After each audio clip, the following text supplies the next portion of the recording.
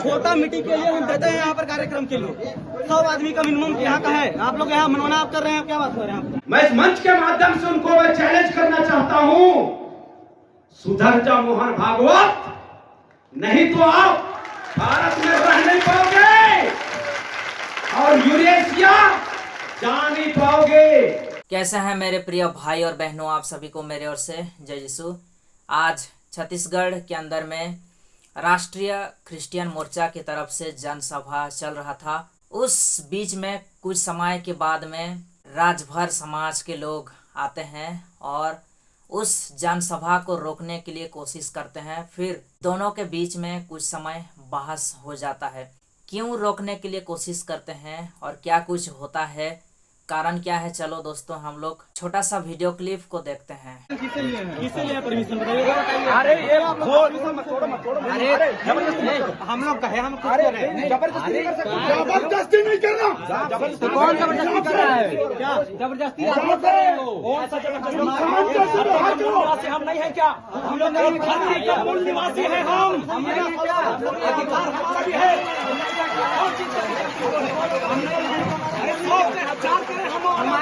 हमारे बात कर रहे हो? अरे हजार का करेंगे तो चलो हम करेंगे। 45 सालों से बार बार आप लोगों को बता रहा है, भारत देश में लोकतंत्र नहीं ब्राह्मण तंत्र लागू हो चुका है। और आज ये जो प्रशासनिक अधिकारी हैं, एडमिनिस्ट्रेटिव सिस्टम है भारत देश का, वे आपके अधिकारों को हनन करने का और आपके फंडामेंटल राइट्स को छीनने का दिन रात दिन दहाड़े पूरे छत्तीसगढ़ प्रदेश में, पूरे भारत में गुंडागर्दी का काम कर रहा है। मैं इस अधिवेशन के माध्यम से मैं ये बताना चाहता हूं कि आरएसएस और बजरंग दल के गुंडे मवालियों की उतनी औकात नहीं है कि वो आपको मार सके, लेकिन आप लोगों को थाना प्रभारी संविधान के विरोध में और कानून के विरोध में ले जाकर अरेस्ट करता है। साथियों, ताकत कहां पे है? एडमिनिस्ट्रेटिव सिस्टम में। एडमिनिस्ट्रेटिव सिस्टम आरएसएस के बजरंग दल के गुंडे मवालियों को संरक्षण दे रहा है।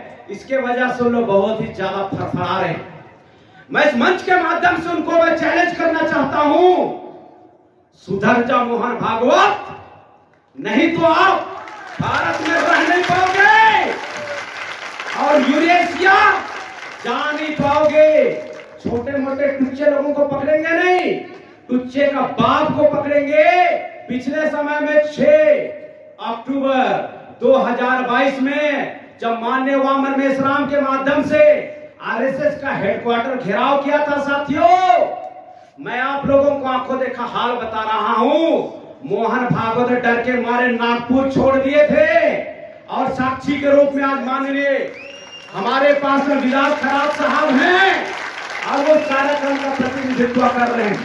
तो गुरु में कितना गर्मी होगा। मैं इंडिकेट कर रहा हूं माननीय वामन मेश्राम को, और वामन मेश्राम साहब ने वादा किया है साथियों, 2028 मूल निवासियों का शासक और हुक्मरान बनने का साल है।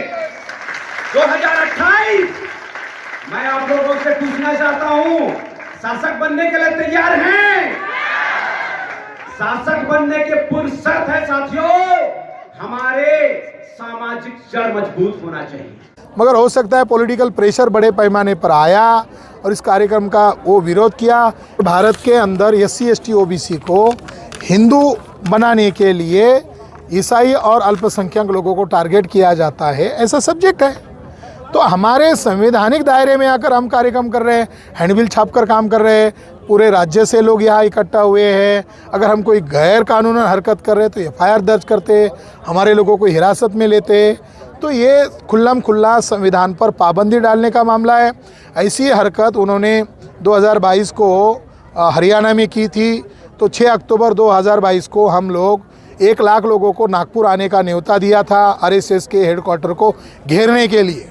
अगर वो संविधान को नहीं मान रहे हैं तो आरएसएस के ऊपर पाबंदी होनी चाहिए। तो हमने 4.5 लाख लोग वहाँ इकट्ठा हुए। तो आज मैंने यहाँ लोगों के मंच बीच में चेयर पर खड़ा होकर ऐलान किया, ये संगठन 32 राज्यों में है, 550 जिलों में, 4,500 तहसीलों में है। तो आने वाले 29 तारीख को छत्तीसगढ़ बंद रहेगा और अगले साल आरएसएस के हेडक्वार्टर पर लाखों की संख्या में हम मोर्चा लेकर जाएंगे। मेरे प्रियो, आप सभी लोगों ने देखा कि राजभर समाज के लोग क्यों उस जनसभा को रोकने के लिए कोशिश करते हैं। आप लोगों ने देखा आज के समय में दोस्तों, हमारा देश का हालत ऐसा हो गया है कि यदि कोई भी ईसाई समुदाय के लोगों को एक जगह पे यदि 500 या फिर 1000 लोगों को इकट्ठे होते हुए देखते हैं तो लोगों को यही डाउट लगता है कि कहीं ना कहीं इस जगह पे धर्मांतरण चल रहा होगा या फिर कहीं ना कहीं इस जगह पे धर्मांतरण कराने का योजना ही किया जा रहा होगा या फिर योजना ही चल रहा है। तो आप लोगों ने इस वीडियो को शुरुआत से अंत तक देखा, लेकिन कहीं ऐसा बात हुआ कि किसी का आज धर्मांतरण कराना है या फिर कहीं ऐसा भी योजना हुआ कि किसी का धर्मांतरण हो रहा है? बिल्कुल नहीं दोस्तों। लेकिन आज देश के लोग इस परिस्थिति में है, इस हालत में है कि संविधान क्या है क्या नहीं कोई मायने नहीं रखता है। बस लोगों का मन में एक ही चीज़ बस गया है कि कहीं यदि ईसाई समाज के लोग इकट्ठे होते हैं तो भाई उसको किसी भी तरह से रोकना है। यदि नहीं रोकेंगे तो धर्मांतरण चलता रहेगा, अर्थात कुछ भी हो, प्रोग्राम चाहे कुछ भी हो, लेकिन धर्मांतरण जरूर होगा। आज के समय में यदि ईसाई समाज के लोग कुछ करते हैं तो ऐसा लगता है कि मानो वो लोग कुछ जहर फैलाने का काम कर रहे हैं और परमिशन का ज़रूरत है उस जगह पर, फिर परमिशन नहीं भी मिलेगा। दोस्तों, आप लोग समझ सकते हैं कि आज के समय में देश का हाल कैसा है, देश का हालत कैसा है। अभी हम लोग ऐसे समय में हम ईसाई लोगों को जागरूक होना है, एकता होना है दोस्तों, और परमेश्वर के ऊपर भरोसा विश्वास रख के हमेशा प्रेयर करना है, प्रार्थना करना है, ताकि परमेश्वर ही आप लोगों को मदद करेंगे, सहारा देंगे, आगे बढ़ेंगे। इसलिए दोस्तों मैं हमेशा कहता हूँ कि अभी का परिस्थिति में प्रार्थना करो, परमेश्वर के पास हमेशा प्रार्थना करो,